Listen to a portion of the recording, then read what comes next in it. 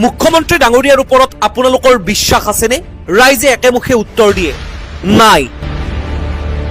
কলিতাই আকৌ সোধে মুখ্যমন্ত্ৰী ডাঙৰীয়াৰ ওপৰত আপোনালোকৰ বিশ্বাস আছেনে?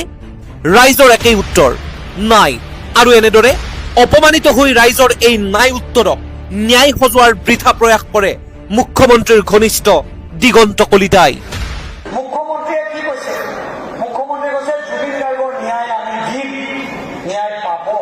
আৰু জুবিন গাৰ্গে ন্যায়